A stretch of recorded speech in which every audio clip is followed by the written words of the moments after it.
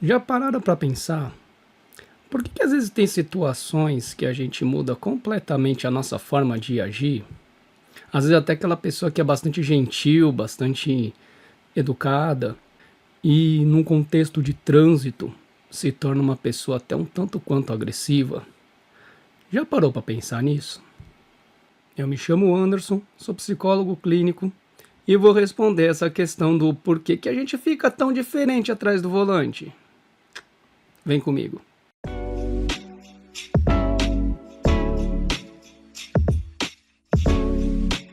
Um ponto de partida que a gente pode começar a pensar é levar em consideração o comportamento que eles são selecionados, né? Ao longo da vida, a gente vai colecionando uma forma, né, de atuar no seu cotidiano. O que a gente leva em consideração? A história de vida da pessoa, as referências que ela teve, se ela aprendeu alguma coisa por regra, se ela aprendeu alguma coisa copiando, assistindo alguém, vendo as consequências de outras pessoas, não só diretamente com você. Então, a gente fala que o comportamento ele vai sendo selecionado ao longo da vida. Como que ele vai sendo selecionado?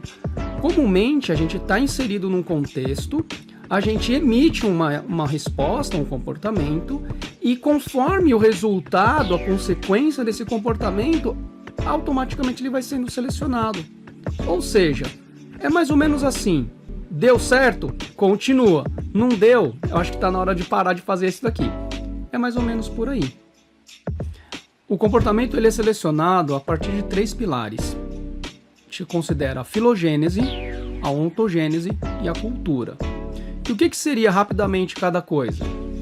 A filogênese, ela está ligada àquilo que é o genético, aquilo que é da espécie, que foi sendo selecionado ao longo da evolução e foi passando, né, de geração em geração aqueles comportamentos que preservaram a vida daquele grupo, daquela espécie. A ontogênese é propriamente dito a história de vida da pessoa.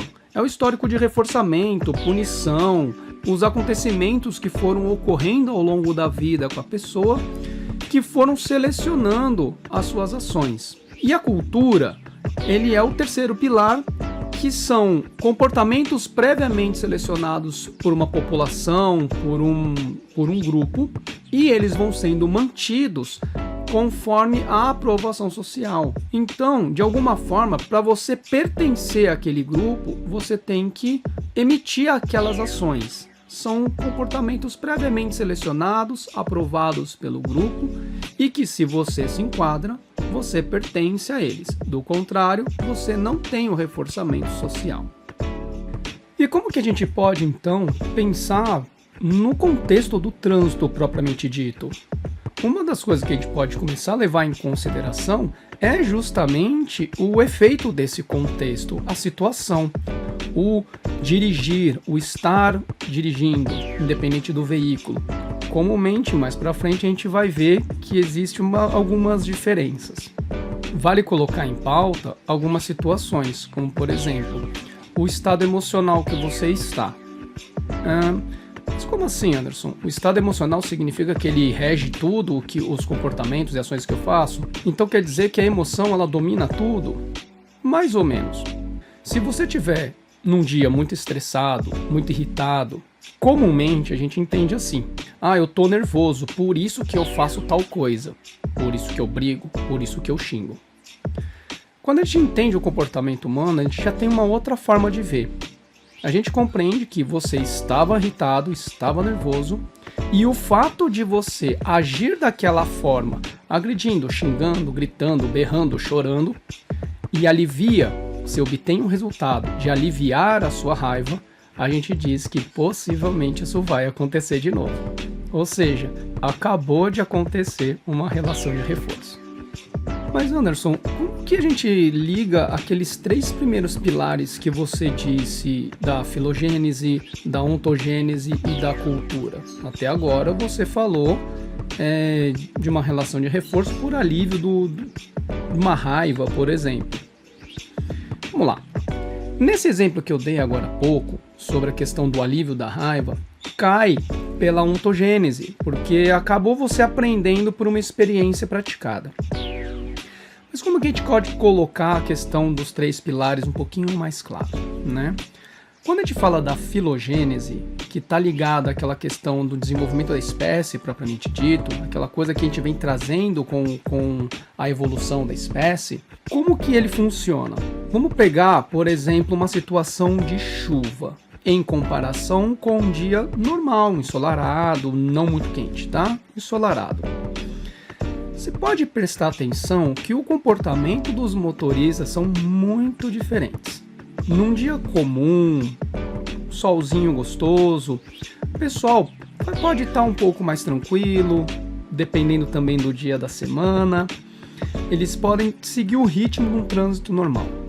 Mas já percebeu que num dia de chuva ou num dia que está anunciando a chuva, às vezes nem está chovendo, como todo mundo fica meio agitado, parece todo mundo barata tonta, isso tem a ver um pouco com a questão da filogênese. Se formos parar para pensar, ao longo do desenvolvimento, né, da espécie, aqueles lá atrás, nos primórdios, aqueles que se protegiam da chuva, sobreviviam. Aqueles que corriam em busca de guarida, acabavam sobrevivendo. Os que não se protegiam, possivelmente foram atropelados pela chuva e morreram. Esses que viveram, então puderam continuar a espécie. Ou seja, um comportamento protetivo acabou ficando registrado, vamos colocar assim. Voltando no contexto da chuva anunciada no trânsito, se a gente parar para pensar que a filogênese está ligada àquele histórico do desenvolvimento da espécie, talvez a gente nem entenda o porquê, mas de alguma forma a gente sai correndo da chuva o quanto antes. Logicamente, quanto mais intenso o estímulo, maior a magnitude de resposta. Se é uma chuva forte, nuvens carregadas, os comportamentos tendem a ser mais abruptos. Então, pode perceber que a ação das pessoas muda, elas começam a ficar mais agitadas, elas começam a atravessar um à frente do outro. É como se na carga genética dela dissesse: corre, se proteja agora. Então esse é o pilar mais ou menos da filogênese dentro do exemplo da gente. No pilar da ontogênese, a gente está falando diretamente da história de aprendizado da pessoa, a história dos reforços propriamente dito. Ou seja, se você está sob uma estimulação aversiva, um trânsito é uma estimulação aversiva. A própria chuva, como a gente disse, que aciona alguns comportamentos filogenéticos, também é um estímulo aversivo. Quando isso acontece, emite alguns comportamentos que já possivelmente tem no nosso histórico de aprendizado como forma de evitar ou se livrar daquela estimulação. Quais são esses comportamentos que a gente tende a emitir? É os famosos fuga e esquiva. Para a análise do comportamento, fuga e esquiva tem uma pequena diferença. Na fuga é quando você está diante do estímulo, então você faz alguma coisa para se livrar dele.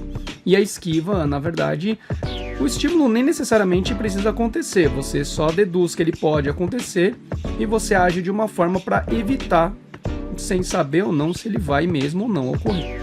Então, quando a gente fala de ontogênese, é todo histórico de aprendizado. Seja, eu estava irritado e o que eu fiz na sequência aliviou a minha raiva, eu tive a sede de vingança, qualquer coisa do tipo, ele pode ter uma relação de reforço, no qual, já que eu me livrei de uma condição aversiva, isso tem uma maior probabilidade de ocorrer no futuro. Basicamente, é dessa forma que a gente pensa na ontogênese. Lógico que não é tão simples, é bem mais complexo do que isso, mas dá pra gente compreender dessa forma. O terceiro pilar, que seria a cultura, isso está ligado ao local, o povo que você vive, as pessoas que você convive. E isso a gente pode falar desde família até uma região, um país, etc. A cultura, como eu disse lá no começo, eles são comportamentos que já foram previamente selecionados.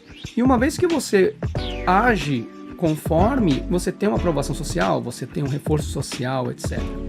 mesmo sendo uma coisa que não é muito lá adequado, de certa forma, aquilo que está lá faz parte daquele pessoal.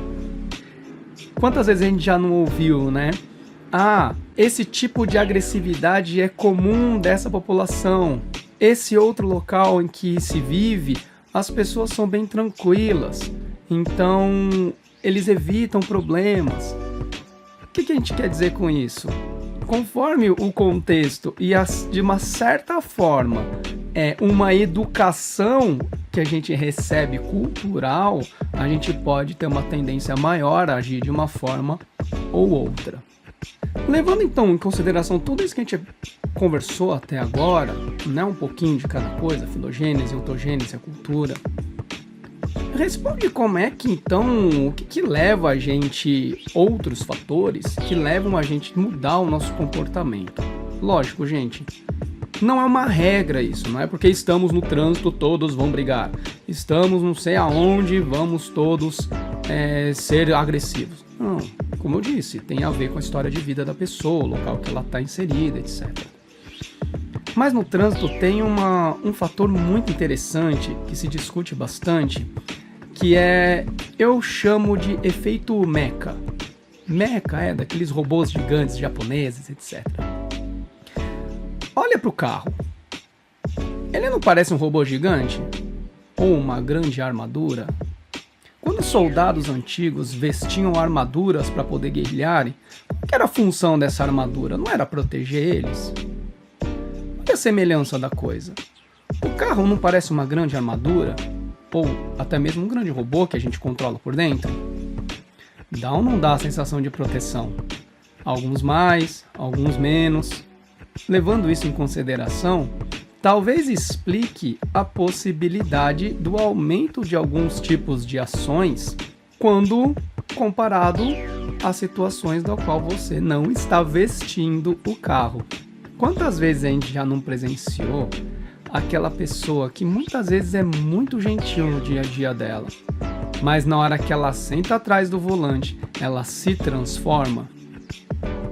Pois é, tem a ver com o contexto, a armadura, quantos estímulos que foram modificados, as variáveis são outras. Eu estou dentro de uma casca e aquela falsa sensação de proteção existe, de certa forma existe mesmo. Quando a gente muda alguns critérios, algumas variáveis, a gente aumenta ou diminui a probabilidade de um comportamento. Se eu estou mais protegido, ora, então eu posso ser um pouco mais ousado. Mais uma vez, isso é regra? Não. Tem pessoas que, independente se elas estão atrás do volante ou não, elas são tranquilas. Mas, de uma forma geral, isso acontece da pessoa modificar um pouquinho, ela fica um pouco mais corajosa. Como eu disse, eu chamo carinhosamente de efeito mecha. É como se estivéssemos dentro de um grande robô que nos garante proteção. Talvez seja isso, junto de todos os outros fatores que alguns aqui nós citamos, que também aumente a probabilidade da forma das pessoas agirem num contexto de trânsito. Então é isso, gente. Faz sentido mais ou menos o que a gente quis dizer? Como foi dito, algumas variáveis elas indicam o que podem acontecer ou não. Então o contexto ele está ligado, estou com uma armadura, logo se eu agir dessa forma, a consequência é de menor risco. Se eu estou sem armadura, se eu agir desta forma, a consequência é de maior risco. Não é uma regra rígida, mas dá para começar a entender um pouquinho por que as ações mudam. Eu acredito que é isso, gente. Acho que é um pouquinho de reflexão para entender como que as coisas conduzem a forma como nós agimos, não é mesmo? Então é isso. Eu fico por aqui e a gente se vê no próximo vídeo. Gostou? Dá um like, compartilha, deixa um comentário e espero que tenha ficado um pouquinho mais claro para vocês. Até a próxima!